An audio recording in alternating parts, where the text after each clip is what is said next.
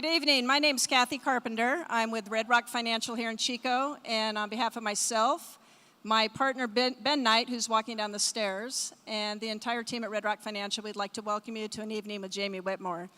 Typically, these events that we do are with our clients only, and they're usually finances, how to make money, social responsible investing, stuff that you would not be interested in.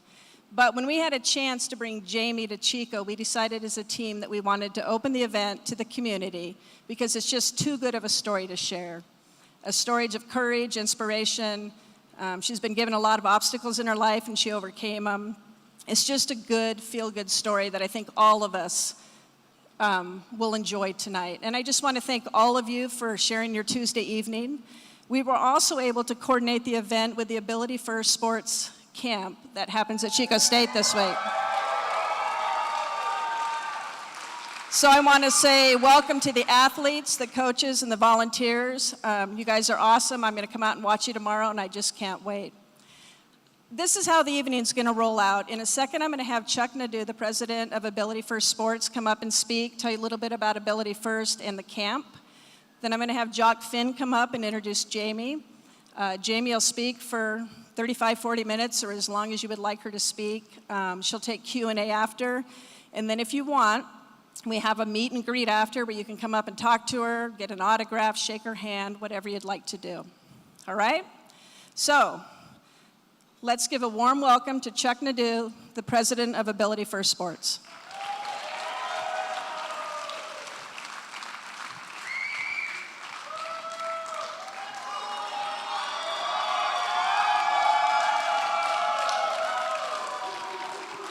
Thank you very much. I'm Chuck Nadeau with Ability First Sports.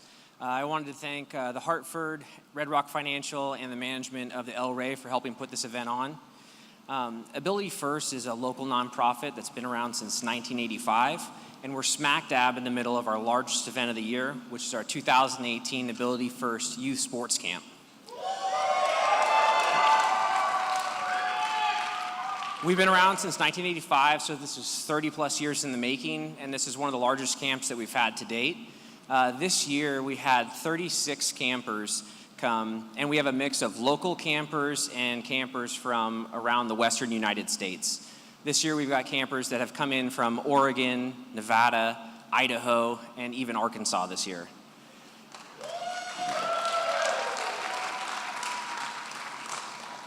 We're able to pull this off with our amazing staff. We've got evening counselors and day counselors that are comprised of current and former CSU Chico adaptive PE and therapeutic rec students. We have 13 coaches that are professional disabled athletes that travel around the world in their sport, and they come and take the time out to come and teach these kids. And I'd like to show you guys a quick minute-and-a-half video of what our camp is about. And if you like what you see, please come down and talk with the kids afterwards, understand what their favorite sport is and what they're looking forward to.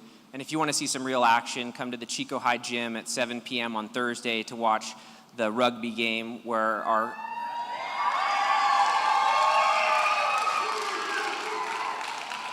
And I don't want to give anything away, but I'm pretty confident that our campers and our coaches will be demolishing the Chico Rugby Foundation in wheelchair rugby.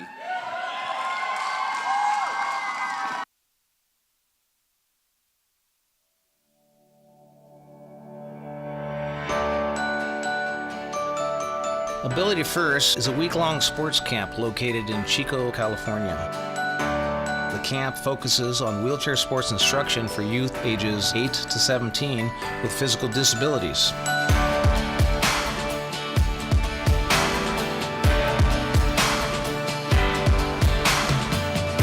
Well, this is my first time here, and it's really, really great. My favorite sports are probably water skiing and basketball. Skating, because you can do tricks and stuff.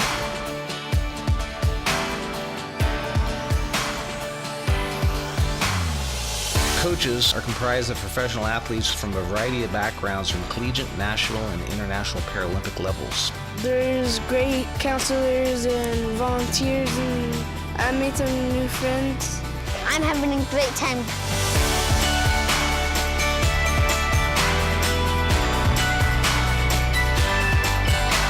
We encourage new campers to come join us for our summer sports camp.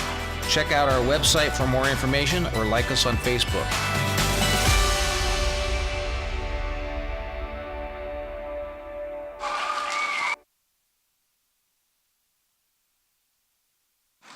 Awesome. Well, let's give a warm welcome to Jacques with the Hartford.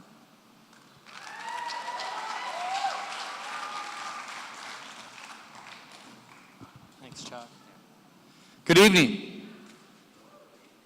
Well, human beings are amazing, and you're about to hear from an amazing human being tonight. The Hartford helps people and businesses prepare for the unexpected, protect what is important to them, and prevail when unforeseen happens. Prevail in the mindset that drives our commitment to advocate and deliver value to our customers. It is also why we have been a major supporter of the Paralympic movement in the United States for more than 2 decades. Our long-standing commitment to U.S. Paralympics is based on our internal ability philosophy. With the right support and resources, everyone can navigate life's challenges to achieve their goals. At the Hartford, we're committed to helping our customers prepare, protect, and prevail, and U.S. Paralympic athletes certainly personify what it means to prevail. Today, we have U.S. Paralympian Jamie Whitmore with us to share her journey to the Paralympic Games. Jamie competes in the sport of cycling for Team USA. She made her Paralympic debut at the Rio 2016 Paralympic Games this past September, where she brought home a silver and a bronze medal for our country. Please, join me in welcoming today's special guest, Jamie Whitmore.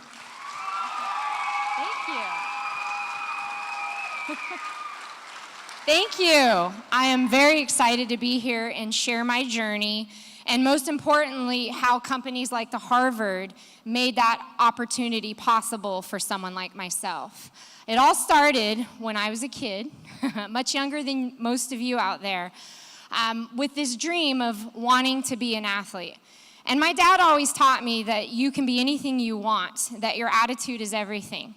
So how you react to every situation will be the best outcome. So the more positive that you can be, no matter how hard the challenge is, you're going to be much more successful in life. So with this attitude, around age 6, I can remember watching the Olympics or sports at that time because my dad was a huge sports fan, and thinking, I want to be a professional athlete. So I just needed to figure out what sport I would be good at so that I could achieve that. So I dabbled in everything. I started with swimming, and I did that for about 6 years, moved on to softball and volleyball, and then found a love for track and field in high school. That allowed me to earn a scholarship to Cal State Northridge, where I ran for 4 years, cross country and track and field, and had a pretty successful career. I majored in criminology, and upon returning home, I looked at my dad and I was like, yeah, I'm not ready to get a job yet. I had seen this interview of Bard Blindquist, who was a collegiate swimmer turned Olympic triathlete. And I said, I want to give triathlon a try. And my dad looked at me and said, yeah, okay, let's do that. So I knew I could I knew I could run, and I knew I could swim. I just needed to figure out how to ride a bike. How hard could that be, right? Well, eventually that led to me getting into mountain biking. And I became a professional mountain biker in 2001. About a month later, I earned my pro card or pro status in triathlon, very specifically Xterra. If you've never heard of Xterra, that's okay. But it's an off-road triathlon where you swim, you mountain bike, and you trail run. And these are just examples of some of the things that I would encounter while racing. I've raced all over the world. So for 7 years, I competed in places like Japan, Europe, South America, Thailand, some very amazing times.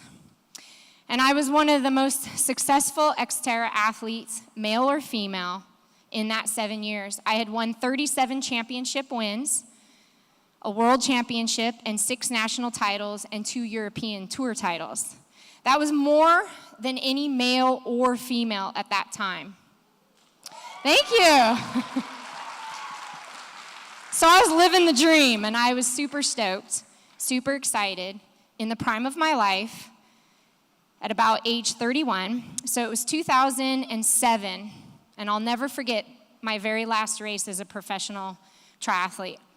It was in Maui, and I'd come out of the swim probably in maybe 10th or 12th place. Swimming was not my strong point at that. I was always a great cyclist and runner. And when I headed out on the bike, something was very wrong. About 3 miles in, my left leg started cramping.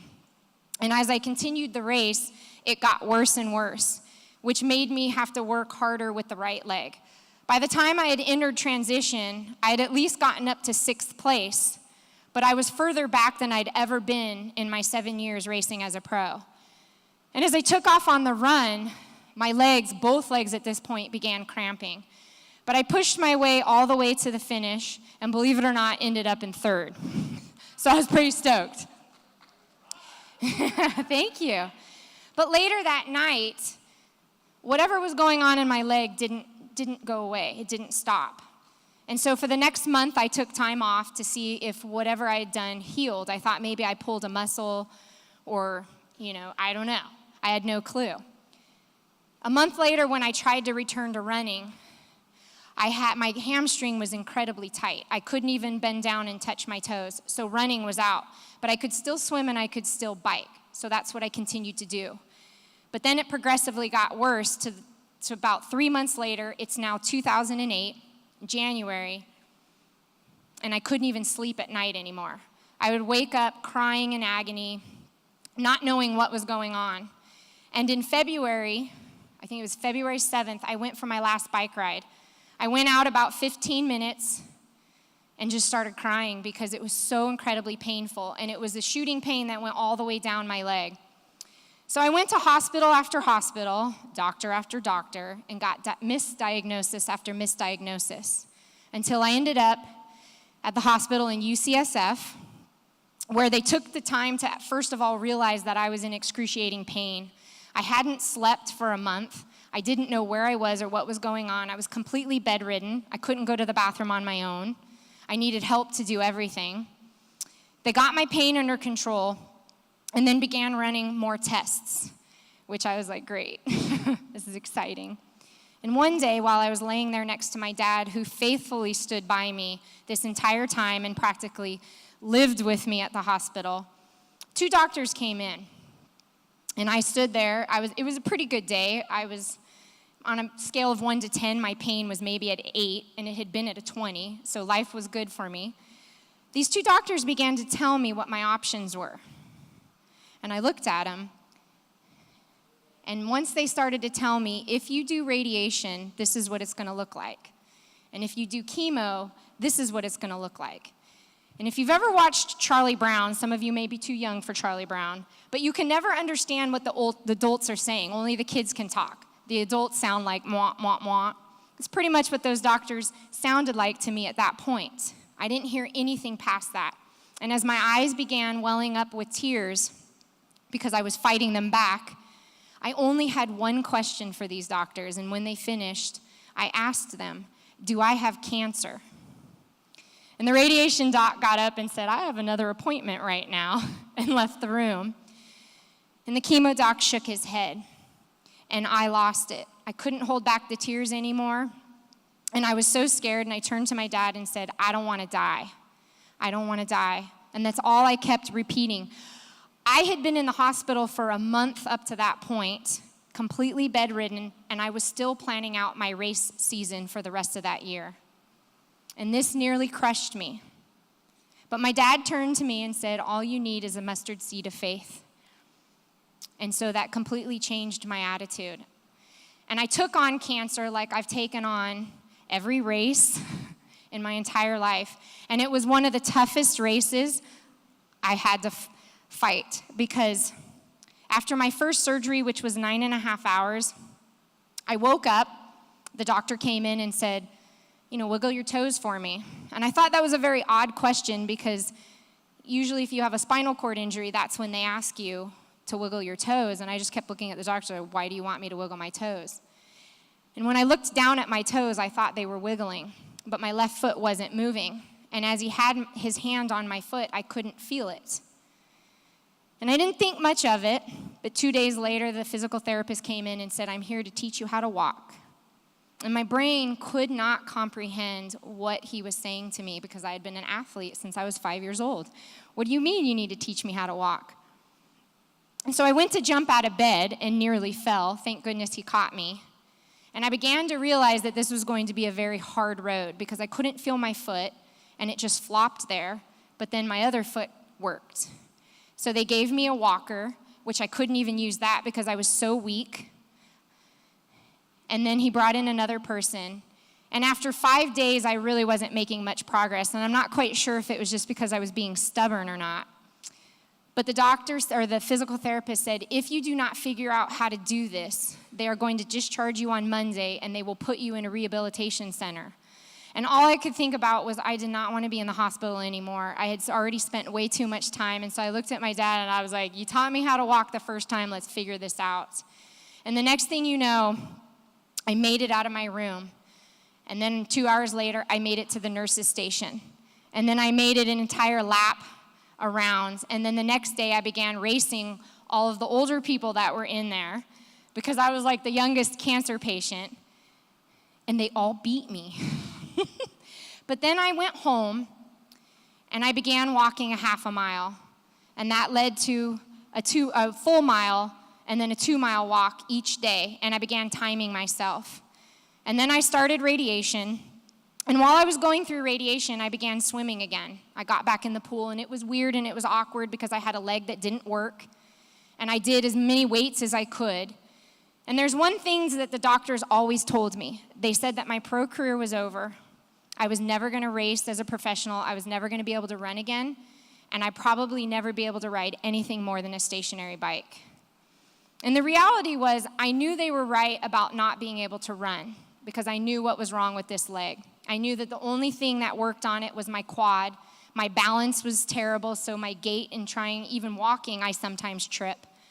But I refused to listen to them about the bike. I was like, nope, I'm going to get back on a mountain bike, and I'm going to compete again because I knew about the Paralympics. The founder of Challenged Athletes had contacted me after we had released to everybody that I was disabled, and he said, Jamie, there's always the Paralympics. And maybe that's what sparked my need to get out and start walking again. But 4 days into radiation, the doctors called me into their office and they said, we have something to tell you. Your cancer has returned, and it's much more aggressive than we thought.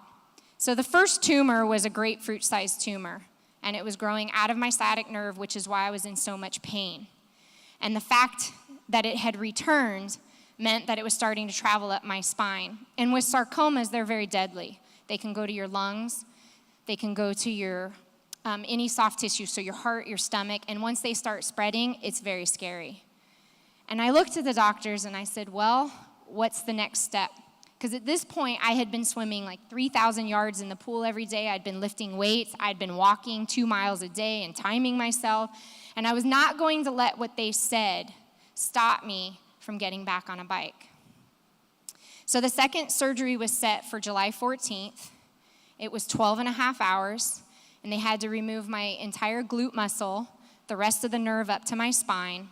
And when I woke up from that surgery, I thought it was going to be easier because I was so bad off the first time and in so much pain. And this time I was like really great shape, but it was actually harder. And about 2 weeks after that surgery, I fell really ill. And I spiked a temperature of about 102, but I really didn't want to go back to the hospital again. And I know some of you might understand that. But my doctors called and said, you need to come back in. By the time I ended up back at UCSF, I was 103, and when I got admitted into my room, my temperature was 104, and I don't remember the rest of that day. It turns out I was in sepsis. And had I waited another day, I would not be here talking to every one of you. So I'm very thankful that my doctor forced me to come in. But I still wanted to get back on the bike. So it took 5 months of being in and out of the hospital. I was down to about 98 pounds, and I'm 115. That's my race weight.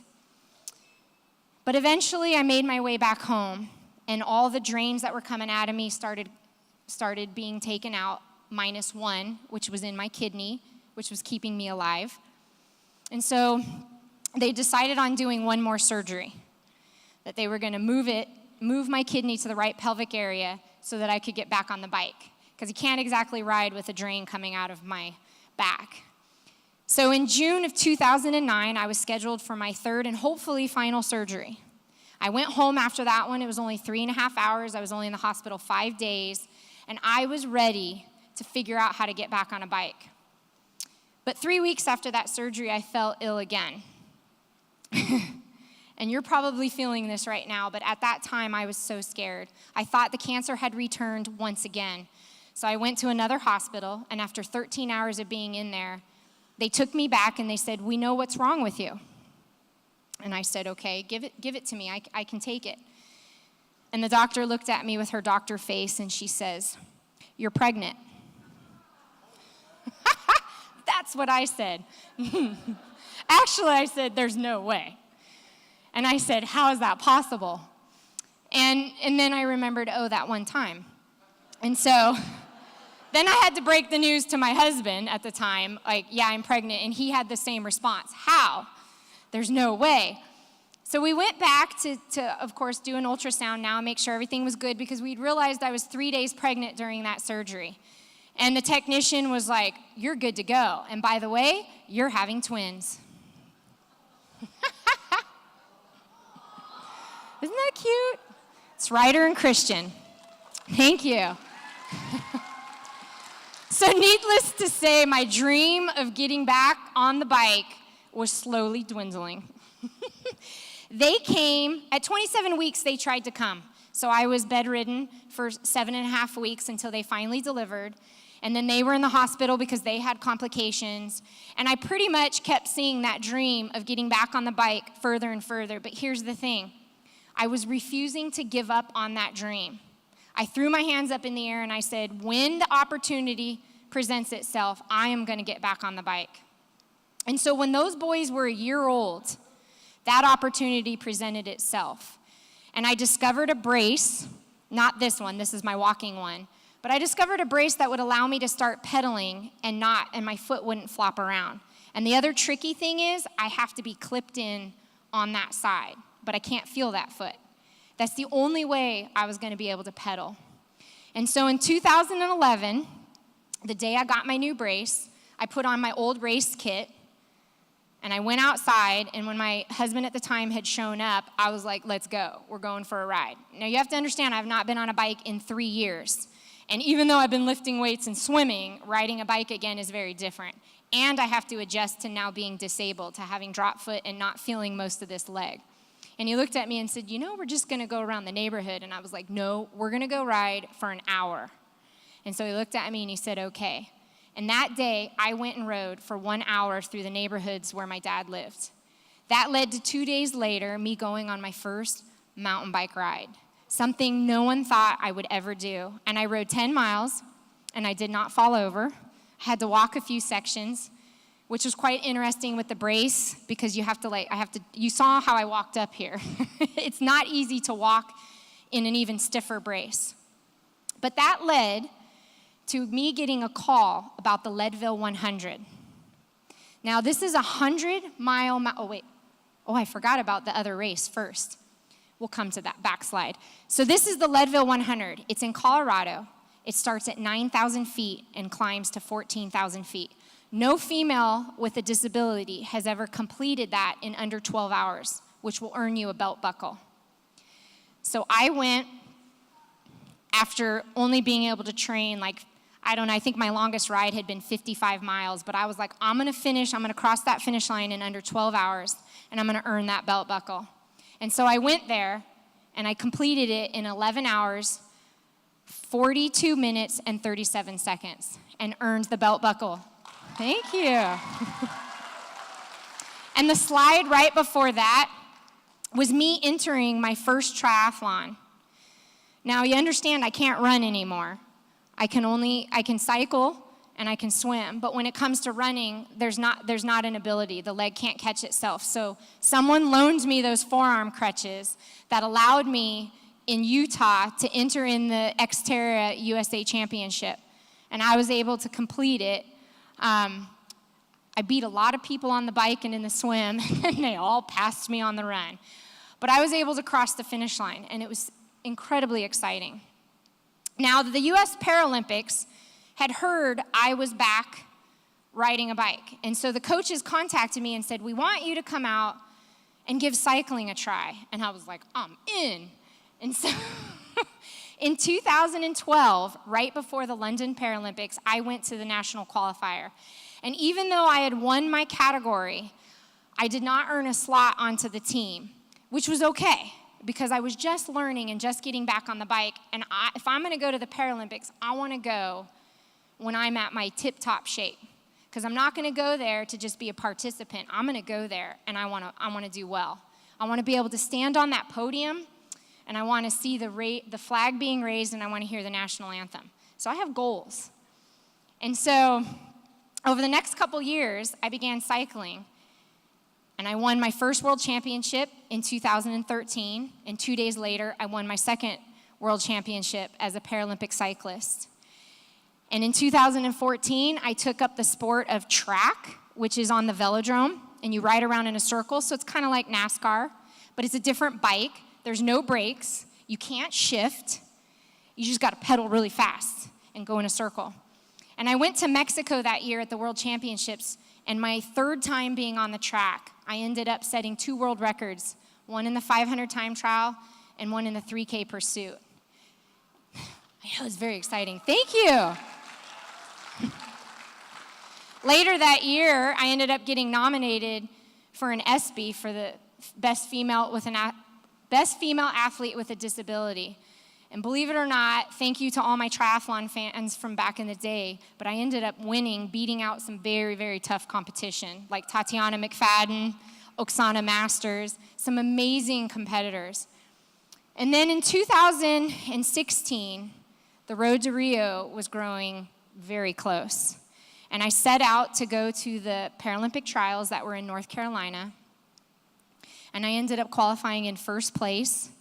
So I made the #1 spot for the women and made my way to Rio. And it was like a dream had come true.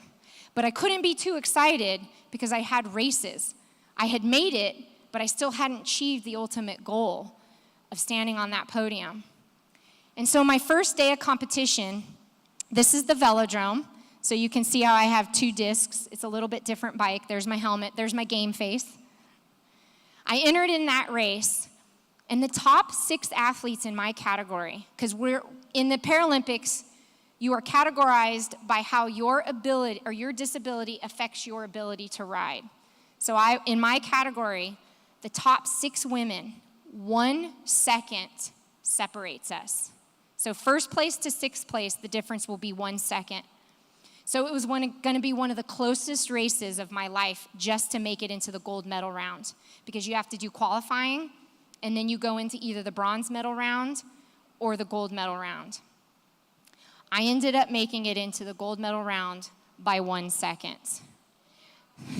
Thank you.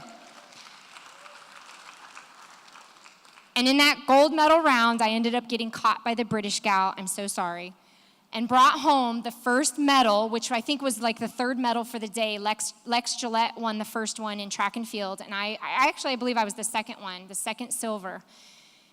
And the next day of competition, I did okay. I'm not really a sprinter, so I came in 8th place, and then we switched over to the road. And as we went on to the road, oh, and there's my family.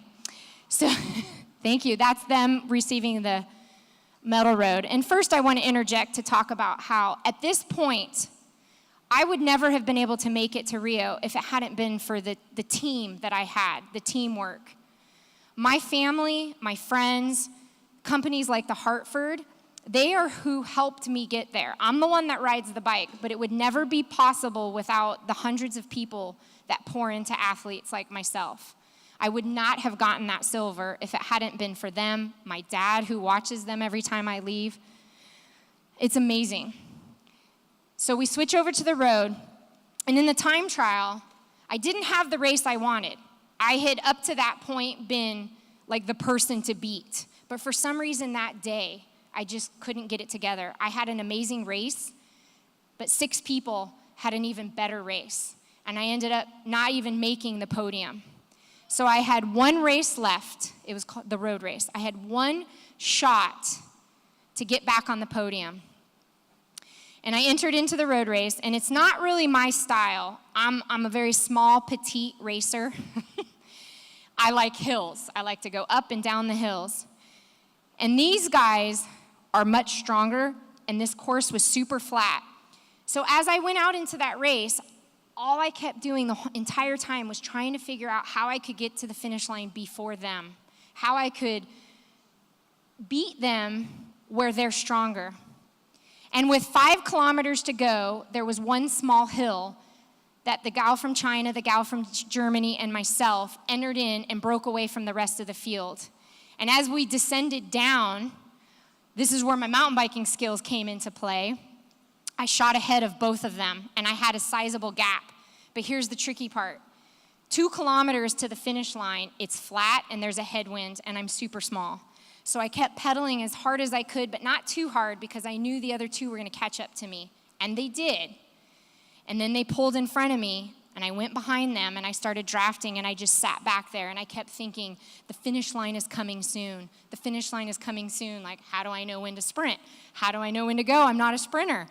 And as I sat behind them, the Chinese coach is yelling at her in Chinese, the German coach is yelling at her in German, and I'm just like, I don't know what to do. And the next thing you know, the German girl pulls to the side, so I pull to the other side. And there's a sign that comes up that says 500 meters to the finish line. And I'm thinking, oh my goodness, time is running out. Like, how do I know when to sprint? Because if you sprint too soon, you can lose the race. If you sprint too late, you can lose the race. And I kept thinking, when do I know when to sprint? And all of a sudden, I'll never forget it. I look up, and there's a sign that says 200 meters to go. And I was like, that must be my sign. And so I stood up, and I began sprinting to the finish line. And I could hear the German gal wailing in despair. Chinese gal was right next to me. And I narrowly edged her out, we're talking this much, to win the gold medal.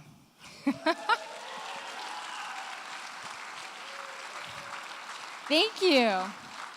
There's the silver, there's the gold.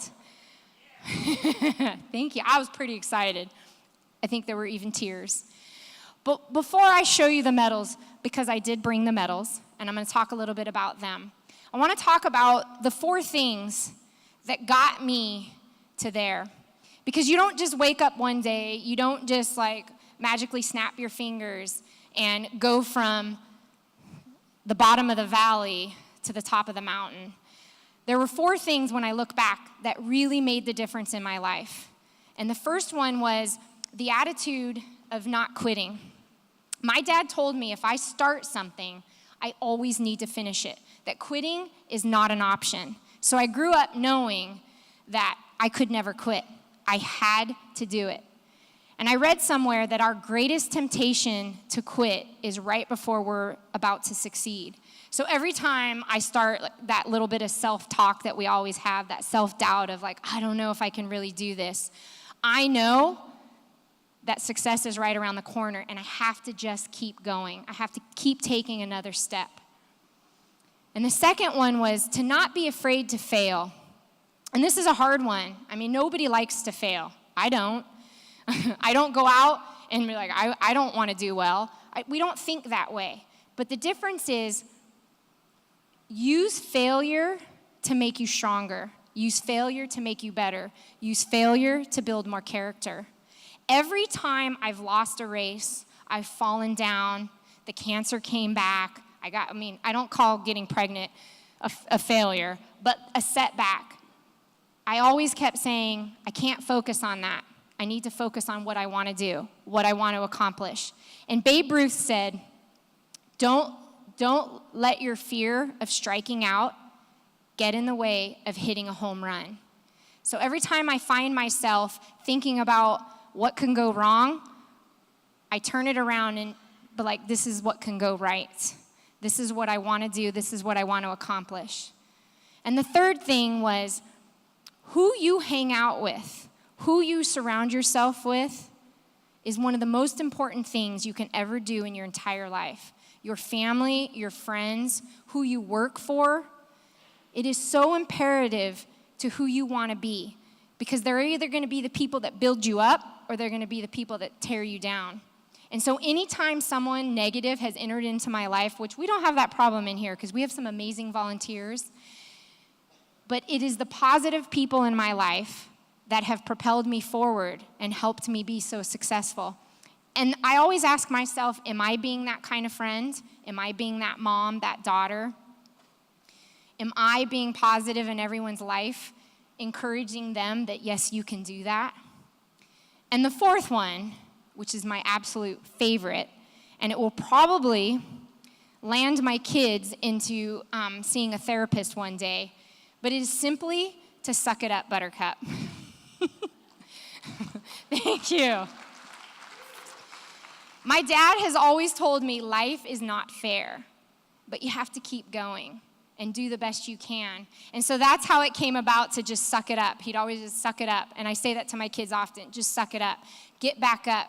Keep choosing to go forward. In that hospital room, almost 10 years ago, because next month I celebrate 10 years being cancer-free. Thank you. I had a choice. I had a choice when that physical therapist came in to get out of bed and try to walk. I had a choice to try to get back on the bike. Because I had a pro career. I could have been like, nope, I'm done. I'm busy being a mom, or whatever other excuse I could have given, although being a mom's very important, and I take that job very seriously. But it's the point that my dream was to get to the Olympics one day. And even though cancer changed that dream or changed that path, actually it didn't change the dream, it changed the path, I still was able to achieve that dream. So I want to thank the Hartford, because they are the reason, being the founding sponsor of the Paralympics, they are the reason that someone like myself had the opportunity to return to sports. So I really want to thank them for giving me this opportunity. And now I want to tell you a little bit about the medals.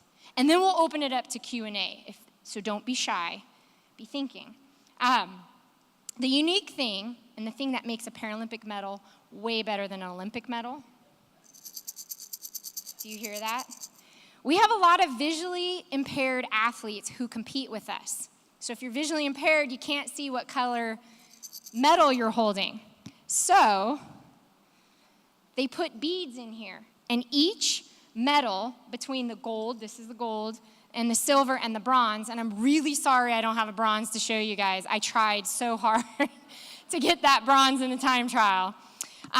But that's how they can distinguish, and there is Braille written on here. And you guys are all going to have an opportunity when we're done with Q&A to come and look at these and touch them and hold them and feel how heavy they are. But it's pretty incredible. And once again, I'm so grateful for this opportunity to share with you guys this journey that I promise you I did not make up a single thing in it. It all really happened, and there's even more. But now if we have an opportunity and you guys have questions, don't be shy. Thank you.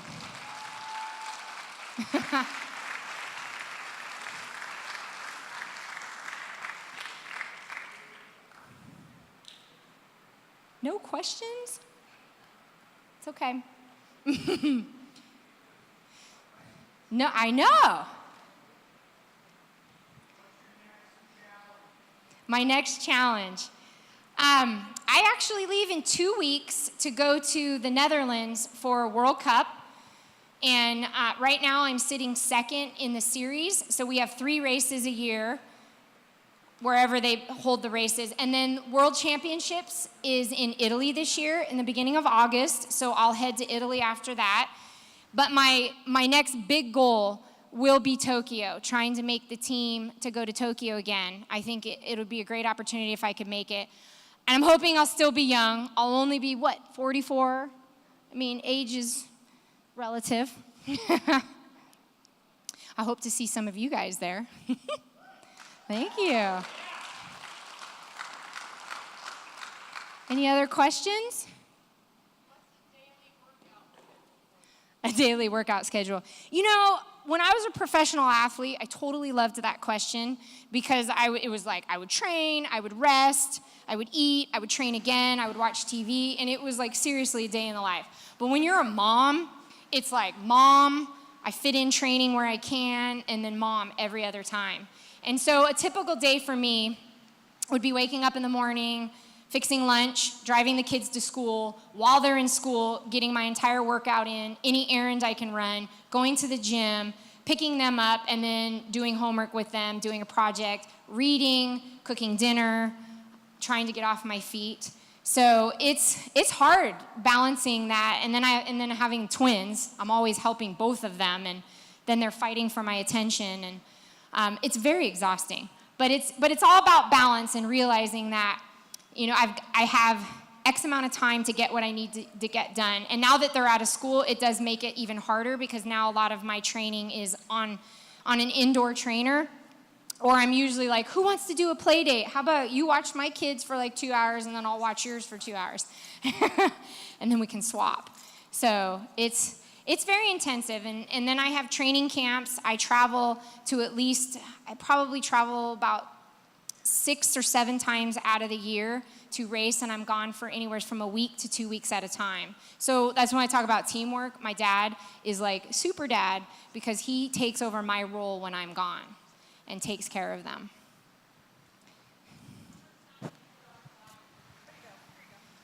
How much time do I put on the bike? It can be, on an easy recovery day, it might only be an hour to an hour and a half. And on a really heavy, big training day, it can be 4 to 5 hours. So a minimum day would be like 20 miles, and a maximum day would be anywhere from 60 to 75 miles. I do a charity ride for challenged athletes along the coast of California, and my minimum is 70 miles, and my max is like 125. So that's a very long ride. I think we do something like 625 miles in 7 days. So that's always like my big claim to fame, aside from the gold medal. Yes. So outside of my medals, what was my favorite part of the Paralympics? The Paralympics is so hard to explain because it's the experience. It's being in the village and the challenges of being in the village with everyone, and then going to eat at the food hall and only being able to eat what they have and not really being able to leave and stuff. Like it's just that experience. I mean, knowing that you're there representing your country, I think that's one of the coolest things. Like every time I would wear the USA shirt, I would just be so proud, like excited, like I'm from USA. And then you exchange pins and you get to sit and talk with people. And when we did the velodrome, one of the really cool things when we raced was that they gave away tickets to all the local schools and stuff so that they could come watch us. So when we raced, it was a packed house. And I had heard in London, because they view their Paralympic athletes like right there with their Olympic athletes. So that would be like comparing me to a football player and saying like we're the same. And so that's really cool. So when I raced in that velodrome and there was a packed stadium, it was one of the most exciting things because I had never experienced that before. And then when I tried to go out and see my family, I got bombarded by it was like I was a superstar. And I had just won the silver medal, but everyone wanted to take a picture with me. And so it was hard to hide that red hair too. But I think just knowing that, that kids were watching us and knowing that we were there and being excited that we were racing was really cool. That was a good question. Yes. So what advice would I give to young athletes wanting to do sports? Or my biggest thing was when you heard in my story where I talked about I just needed to find the sport that I was good at or that I liked. I think that's the key. Where sometimes like parents or kids, because you have friends that do a sport, you'll get into that sport because your friends do it, which is great. But my thing is try as many sports as you can before you decide what to like go with forever, or for like, I'm gonna be really competitive at this. Because you don't know what you're missing, you don't know what you're gonna like, you don't know what you'll mesh with maybe other athletes. Like I found being in a team sport was sometimes really hard for me because I didn't want to get mad at anyone else, and I didn't want anyone getting mad at me, so I felt more pressure with doing volleyball and softball. Whereas when I did swimming and track and field, it was like, well, if I don't race well, I don't have anyone to blame but the coach and myself. So, so it's really get out there and experience, and remember to always have fun. Like if you're not loving your sport, why are you doing it?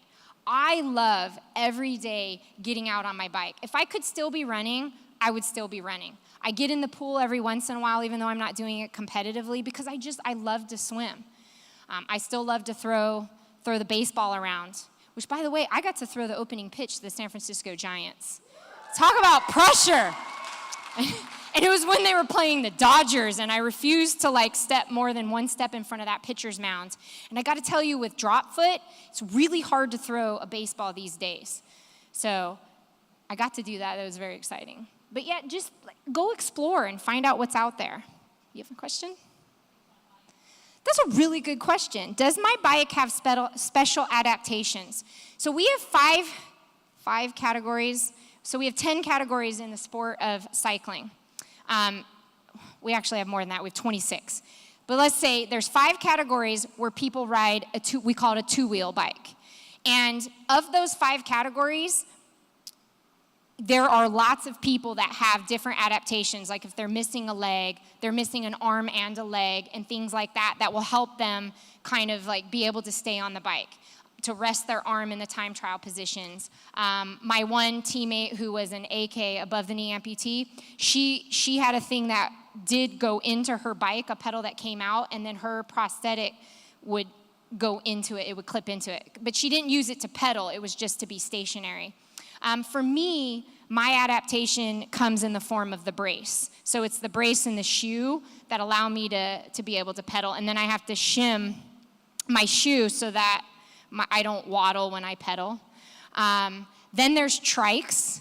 So anybody with a balance issue, so maybe they've had a stroke or a traumatic brain injury, they can ride a trike, which is exactly that. It's a 3-wheeled bike. So they're adults that ride 3-wheel bikes. And they go out there and they race. And then you have the tandem, which is the visually impaired. So the person who is unable to see sits on the back. And then they have a pilot who's able-bodied. And then we have hand cycles. And I believe you guys, we're going to get to experience some hand cycles tomorrow. So there's 5 categories in hand cycles where you have they're divided by where their injury is on their spine. And then the H5 category is people who have full core, but maybe they're missing 1 or 2 legs. And so it's called a kneeler, and then they pedal that way. But hand cycles, it's all hands. And so it's really neat to see the different adaptations. And the US, definitely, we have the most adaptations that occur because we have much better resources. Great Britain has pretty good ones as well. So it is neat, and you'll see the Chinese will show up and they're taking pictures of all of our different adaptations that have been designed by 3D printers and stuff. So yeah, there's a lot of science that goes behind what we use. And our new coach is even more so behind helping with more adaptations to make us faster and stronger. But you'll see below the knee amputees with blades, their lower prosthetic is so aerodynamic that they cut through the air, and they've proven that it can save anywhere from 2 to 5 seconds. So that, and on the track, that's huge. So very good question. In the back. Those are very good questions. So the first one he'd asked, if you didn't hear, was how did I hear about the Paralympics, being a professional athlete and stuff before? And the neat thing about that story is Xterra always supported Challenged Athletes Foundation through haircuts and things like that. So I always knew about athletes with disabilities. And when I raced Xterra, we had people with, he calls himself One Arm Willie. He has one arm. And he was competing on the mountain bike, which is incredibly impressive when you only have one hand, to go out and mountain bike these crazy races. And he swam with one arm. And he was one of my very good friends. So I knew there was always going to be the ability for me to compete again somehow. I figured it would be as a challenged athlete somehow. And I don't think I really grasped the Paralympics until Bob Babbitt, who co-founded the Challenged Athletes, called and said, no, Jamie, like, there's the Paralympics. And I began researching it, and I was like, this is so exciting. Like, I can be competitive again. And in the U.S., the sport of the Paralympics, it is growing. Like, it's getting bigger and bigger and more play. So there was just all these opportunities opening up, and London actually opened up a lot of those doors. And the second question you had, because I might have just gotten sidetracked, was, the difference. Like, and I've gotten that one, but you asked it in such a better way. Being a professional and then being a Paralympian, I got to be honest with you. As a Paralympian, I take a greater pride, and I don't mean that in like an arrogant type of way, but a greater pride in all of my accomplishments that I think I took for granted when I was a professional. Like, when you're a professional, you have a certain gift that puts you into that ability to do that. You don't really have a lot of obstacles. I mean, as I was saying, like, a day in the life of a pro was like pretty awesome. And then as a challenged athlete or an athlete with a disability, everything was harder. But because everything was harder, when I had success, it just meant so much more. And I was like, I didn't just do that, but I did that, and my leg doesn't work as well. And I gotta tell you, competing against able-bodied people when I enter into mountain bike races and I'm pedaling by them, I'm like, yeah, you got 2 legs and I just passed you, haha. And it's like that, it just keeps like motivating you. And I remember being in Leadville, and people didn't realize I had a disability until there were times that we had to get off and push our bikes up certain sections. And all of a sudden, they'd look at me dragging my leg and pushing my bike, and they were like, oh my gosh. And then I'd go ripping by them on the downhill. And it's one of those, I don't believe I've ever looked at them any differently, because that's the greatest thing about the Paralympics. Every single athlete in the Paralympics is as competitive as any professional athlete I've ever competed against. Like, they are just like, I want to win. Cutthroat, you could say. So, exactly. Yeah. So that's another good question. We after you do the Paralympics, all the athletes are invited to the White House to hear the president speak and shake hands with him. And so that was a really cool experience, because all the Paralympians, of course, we got to be closer to the president, and the Olympians had to stand in the back. And so that was neat, but we kind of intertwined. And so we'd be talking, and I actually ran into a few of my old friends that I used to compete against on the mountain bike, and I'm like, you made it? That is so awesome. And then we all had to wear our medals. So we're comparing them. And yeah, the Olympians agreed we had the cooler medals. So, but it was. And then the Team USA awards, we got to see, all the gymnasts were there, swimmers. So yeah, it was like, oh my gosh. I was like a kid in a candy store. It was the same with the ESPYs. There's like all these professional athletes, and I'm running around, can I get a picture with you? Can I get a picture with you? It was a really great experience, and they were very kind and nice. Thank you. Any more questions? These are very good ones. Thank you. Yes. It's a lot of cutthroat. No. His question was, what is it like behind the scenes with all the athletes and, in the village and stuff like that? Very good question. It's one of those, like, when you're competing, everybody is so driven and needing to kind of be in their space, because you have to do what you need to do to be successful. And so number one, you have to be very careful to not interfere with other people's process. Like, we all have our own process. And so there's like this respect that you have to have. And we do. I have to room with someone. Like, I don't get a room by myself. It's not the Hilton. And you can hear everything. In fact, there's like 4 women sharing one bathroom. So that's chaos. That should never happen. But I think one of the most exciting things for me was getting out of my own sport and not being around my teammates, because I'm around my teammates all year. And sometimes it's good and sometimes it's hard. Like, we all don't always get along, but we have to have a mutual respect for each other. But being able to see like my swimming friends and people that I meet over the years by going back and forth to the Olympic Training Center, even doing these speaking engagements, I get the opportunity to meet other athletes from other sports, and I get so excited because you really grow to know these people and you follow them on Instagram. And so being there and running into like Tucker or Brad Snyder and Lex. Lex is like one of my favorite people, and he's a visually impaired long jumper. And so I think that's the most exciting thing for all of us, and we get excited to be around each other. And there definitely is support for one another because we want to be successful as a team. And we want to go in and we want to dominate, much like our Olympic counterparts. Like they won the medal count, and we finished 4th in the medal count. So our next goal is like, how do we improve that medal count together as a whole and find new talent and things like that? So, good question. Any others? I hope I answered that. Yes. Yeah, was I able to go see other Paralympic sports? Yes, I believe I watched some swimming.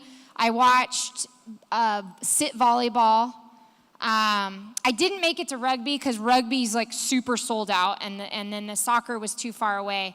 It's hard because when I was there, my competition was so spread out that I didn't have a lot of time, and so my last day was like the Thursday, and so we had 2 more days of competition of people competing, and that's when I was able to like run out and see who I could watch. My family got to go see judo, and I believe they watched some track and field. But I have had the pleasure of being able to participate in some other sports. I've done wheelchair basketball, and I've done goal ball, which I was really good at goal ball. You have to be very quiet. And then sit volleyball, which was hard for me because I'm missing a glute muscle and part of my tailbone. So anytime I'd go back for the ball, it was like I'd fall back and kind of stay there for a little bit. Yes. Do all the participants cross the finish line? Yes. Receive some recognition and a medal of some sort that they were a participant and can break the line that goes across the finish line or anything like that? Is there some recognition at the finish line for every one of them? There is. We all get a certificate that tells us what place we come in, and we all get a little pin that shows that we participated. The way our finish line works, we actually don't have a ribbon. We just cross under. And so in cycling, everyone does get to. On the velodrome, I did not in the gold medal round because she caught me, and so that instantly stops the race. And then what's really cool about the US is they create a photo album. So it's like a yearbook of the Paralympics. And they have every American and how they finished. And then if you medaled and things like that, they'll have some pictures under your sport. And so they put the Paralympics and the Olympics together, and the book's like this thick. And it was one of the most exciting things to open that book up and see a photo of me racing. And I was like, I made the yearbook. So my claim to fame. It's in Michael Phelps' house. He has a picture of me in his yearbook. Now I have a picture of him.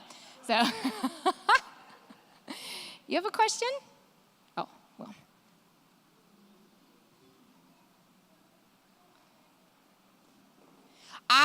Her question was, do I compete against girls and boys? I only compete against girls. Yeah, thank goodness. Because the boys would be embarrassed if I beat them. No. I'm just kidding. Well, I thank you for your time, and like I said, we'll have an opportunity also tomorrow if some of you guys have questions. I'll be out there helping out in the heat. Thank you for your time.